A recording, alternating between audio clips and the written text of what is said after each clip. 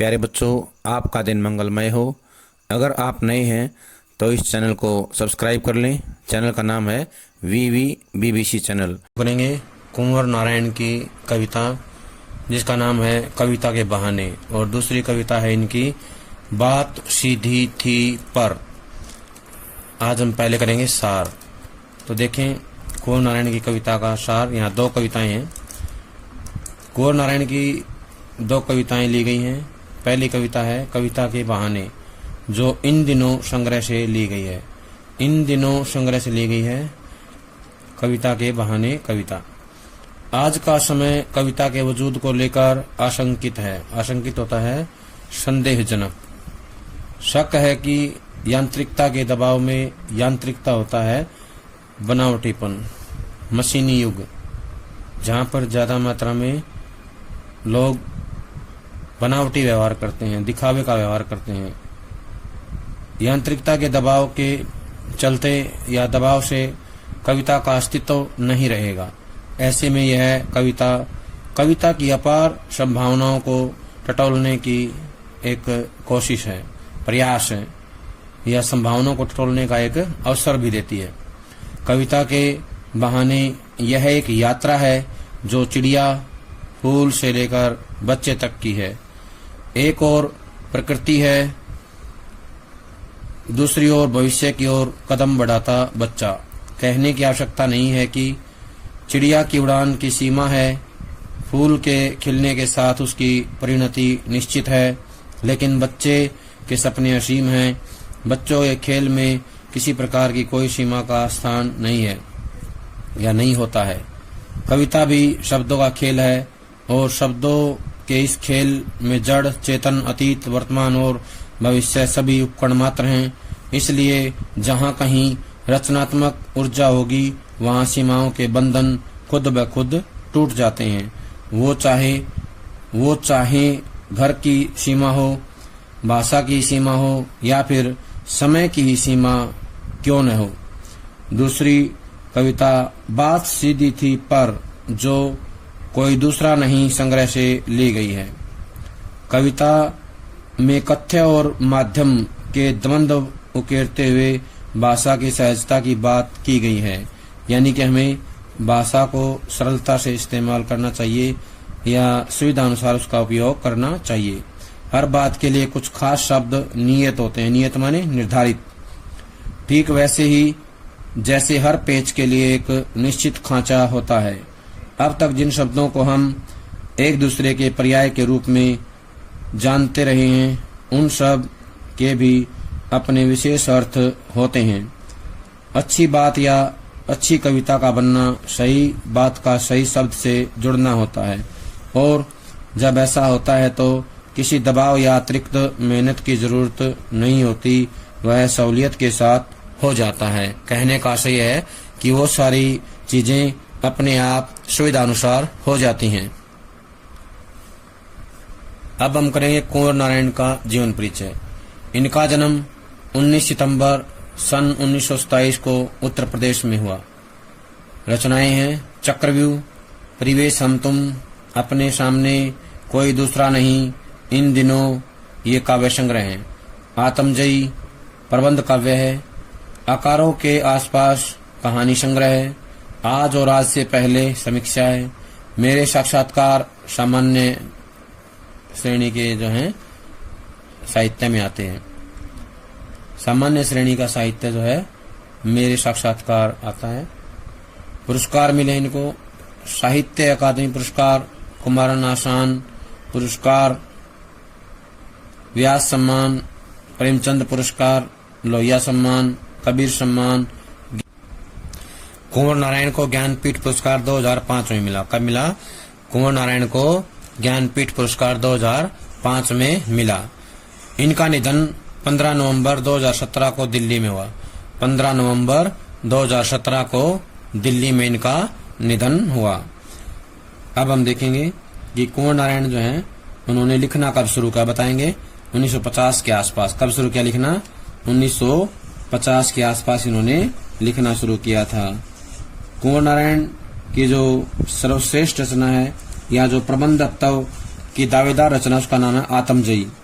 आत्मजयी जो है प्रबंध काव्य है इनका, और इस काव्य ने इनको भरपूर प्रतिष्ठा दिलाई थी। भरपूर प्रतिष्ठा जो है इनको मिली थी किससे? आत्मजयी काव्य संग्रह से। इनकी भाषा के अंदर जो है आलोचक मानते हैं कि उनकी कविता में व्यर्थ का उलझाव, अखबारी सतहीपन और वैचारिक धुंध के बजाय संयम, परिष्कार और साफ सुथरापन है। क्या है? संयम, परिष्कार और साफ सुथरापन जो है इनकी कविताओं में देखने को मिलता है। अब हम करेंगे कविता के बहाने कविता की व्याख्या। पहला काव्यांश देखें। कविता एक उड़ान है चिड़िया के बहाने, कविता की उड़ान भला चिड़िया क्या जाने। बाहर भीतर इस घर उस घर, कविता के पंख लगा उड़ने के माने, चिड़िया क्या जाने। तो इसमें शब्दार्थ देखें। कविता एक उड़ान है, उड़ान मतलब उड़ना, बहाने होता है माध्यम से। चिड़िया क्या जाने, चिड़िया को कोई अंदाजा नहीं है। माने होता है अर्थ, माने का मतलब होता है अर्थ। कवि कहता है कि कविता की शक्ति का वर्णन जो है, या कविता की जो ताकत है उसका वर्णन जो है, या उसके बारे में कविता को कुछ भी अंदाजा नहीं है। कविता की ताकत क्या है, कविता का प्रभाव क्या है, कविता का मुख्य उद्देश्य क्या है, इनके बारे में चिड़िया को कोई भी अंदाजा नहीं है। कविता एक उड़ान है, उड़ना है। जहां चिड़िया की उड़ान सीमित है, वहीं कविता की उड़ान जो है असीमित है। कविता की उड़ान की कोई सीमा नहीं होती है, परंतु कविता की उड़ान जो है कवि ने नए नए भाव, नए नए रंग और नए नए विचार उत्पन्न करने को माना है। कहने का आशय ये है कि कवि जो है अपनी कविता के अंदर नए नए भाव, नए नए रंग और नए नए विचार जो है भर देता है। कविता की उड़ान बड़ी ऊंची होती है। चिड़िया भी कविता की उड़ान के उस छोर तक नहीं पहुंच पाती, यानी कि जो कविता की उड़ान है उसका जो छोर है उस तक कभी भी नहीं पहुंच पाती है। चिड़िया की उड़ान जो है असीमित नहीं होती है, क्योंकि चिड़िया की उड़ान की एक सीमा होती है, निर्धारित सीमा होती है, उससे बाहर वो नहीं जा सकती। लेकिन कविता की उड़ान की कोई सीमा नहीं होती है। कविता के भाव असीम होते हैं, सीमा रहित होते हैं। कविता न केवल घर के भीतर की गतिविधियों का वर्णन करती है, बाहर भीतर इस घर उस घर, कहने का से कि कविता जो है घर के भीतर ही गतिविधियों का वर्णन नहीं करती, बल्कि वह बाहर के क्रियाकलापों को भी व्यक्त करती है, बाहरी गतिविधियों को भी जो है बताती है।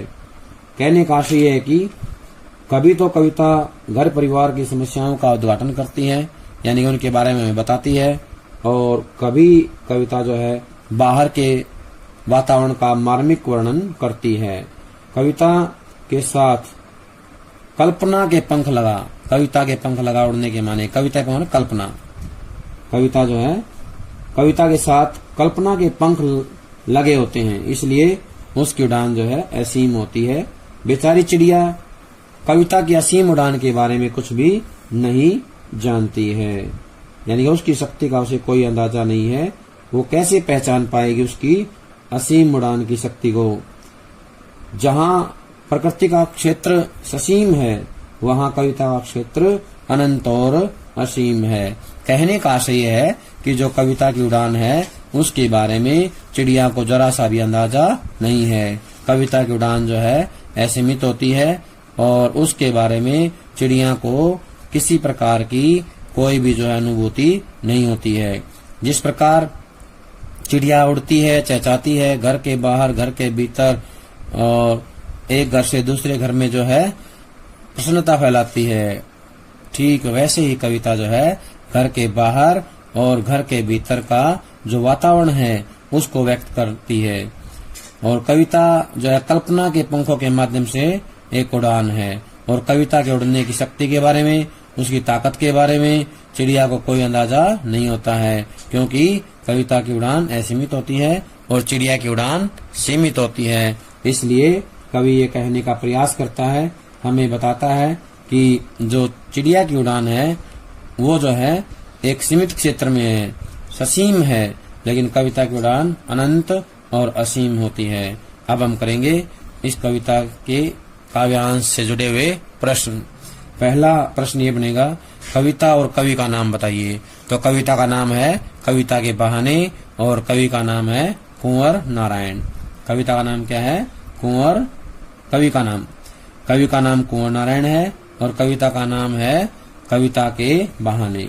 अगला प्रश्न है, कविता की उड़ान भला चिड़िया क्या जाने। इस पंक्ति द्वारा कवि क्या कहना चाहता है? तो बताना है, इस पंक्ति के द्वारा कवि कहना चाहता है कि चिड़िया तो प्रकृति के प्रांगण में उड़ान भरती है, प्राकृतिक जो परिवेश है उसमें उड़ान भरती है, लेकिन जो कविता है, कविता की उड़ान की कोई सीमा नहीं है और वो जो है मानव मन की सूक्ष्म भावनाओं में प्रवेश करके उनको जो है व्यक्त करने की शक्ति रखती है। कहने का आशय है कि कविता जो है कवि की जो कल्पना है उनके माध्यम से जो है हर प्रकार की जो मनोभावनाएं हैं, मनोस्थितियां हैं, उनके छूने में सक्षम होती है कविता। इसलिए उसकी उड़ान क्या है? असीमित है। कविता की उड़ान असीमित है, लेकिन चिड़िया की उड़ान क्या होती है? सीमित होती है। कविता जो है उसकी उड़ान के बारे में चिड़िया को कोई अंदाजा नहीं है। चिड़िया तो केवल और केवल प्रकृति के आंगन में ही उड़ती रहती है, उसकी अपनी कुछ सीमाएं हैं। वह केवल आकाश में उड़ सकती है, परंतु वह मानव मन की सूक्ष्म भावनाओं में प्रवेश नहीं कर सकती। यानी कि मानवीय भावनाओं को तो केवल कवि जो है समझ सकता है अपनी कल्पना के माध्यम से। इसलिए वह कविता, इसलिए चिड़िया जो है कविता की उड़ान को नहीं जान सकती। केवल कवि जो है मानवीय भावनाओं को, मानवीय विचारों को जानने में सक्षम होता है। इसलिए कवि कहता है कि कविता की उड़ान के बारे में चिड़िया को कोई अंदाजा नहीं है। अगला है, कविता चिड़िया के बहाने एक उड़ान है, क्यों, किस लिए? तो बताना है, जिस प्रकार चिड़िया खुले आकाश में उड़ान भरती है, उसी प्रकार कवि की कल्पना भी चिड़िया की उड़ान को देखकर कल्पना लोक में विचरण करने लगती है। जो कवि की जो कल्पना है वो चिड़िया की उड़ान को देख करके कल्पना लोक में विचरण करती है, कल्पनाओं में खो जाती है। कवि केवल प्राकृतिक सौंदर्य का ही वर्णन नहीं करता, बल्कि वह मानव मन की सूक्ष्म भावनाओं का भी वर्णन करता है। अतः चिड़िया की उड़ान कविता के लिए क्या है? प्रेरणा काम करती है। क्या करती है? कविता के लिए प्रेरणा काम करती है। अगला प्रश्न है, इस गद्यांश का भावार्थ बताइए। इसका भावार्थ क्या है? इस गद्यांश में कवि ने चिड़िया की उड़ान और कविता की उड़ान की तुलना की है। चिड़िया की उड़ान की अपेक्षा कविता की उड़ान अधिक प्रभावशाली, शक्तिशाली और व्यापक है। क्या है? अधिक प्रभावशाली, शक्तिशाली और व्यापक है। कविता की उड़ान का संबंध मानव मन की सूक्ष्म भावनाओं से है। कविता की उड़ान का जो संबंध है वो किससे है? मानव मन की सूक्ष्म भावनाएं, कोमल भावनाओं से जो है उनका संबंध होता है। अगला प्रश्न है, चिड़िया क्या जाने। चिड़िया क्या जाने का भाव जो है क्या है, या इसमें क्या व्यंग्य स्पष्ट किया है? तो इसमें बताएंगे, कवि का कथन है कि जो उड़ान कविता भर सकती है तथा जिस स्थान पर वह जा सकती है उस स्थान पर चिड़िया नहीं जा सकती, कभी भी नहीं जा सकती। अतः कविता की उड़ान को चिड़िया नहीं जान सकती। कविता की उड़ान को चिड़िया नहीं जान सकती। कविता के पंख लगाकर कहाँ उड़ सकती है? कविता के पंख लगाकर कविता पंख लगाकर कहाँ उड़ सकती है? तो बताना है, कविता पंख लगाकर आंतरिक मन, बाह्य समाज, परिदृश्य तथा इस घर से उस घर तक उड़ सकती है।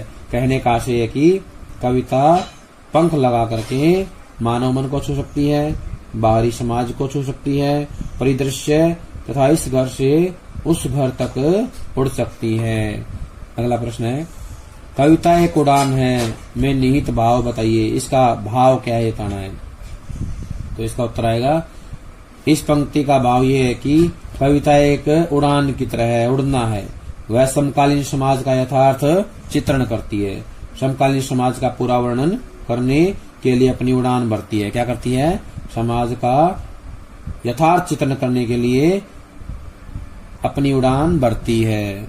अगला है काव्य सौंदर्य। कई बार काव्य सौंदर्य पूछ लेते हैं कि इस काव्यांश का काव्य सौंदर्य क्या है, तो हमें बताना है कि मुक्त छंद का प्रयोग किया गया है, प्रश्न शैली ने नाटकीयता की सृष्टि की है, खड़ी शैली का प्रयोग किया गया है, या खड़ी बोली भी इसमें कह सकते हैं, खड़ी बोली का प्रयोग किया गया है, प्रसाद गुण विद्यमान है, शांत रस है, अनुप्रास एवं प्रश्न अलंकारों का प्रयोग किया गया है। किसका? अनुप्रास एवं प्रश्न अलंकारों का प्रयोग किया गया है। लक्षणीयता का प्रयोग भी देखने को मिलता है। तो प्यारे बच्चों, ये थी हमारी कविता के बहाने। जब तक इसके बाकी काव्यांशों की व्याख्या आती है तब तक इसको याद कर लें। सभी का बहुत बहुत धन्यवाद।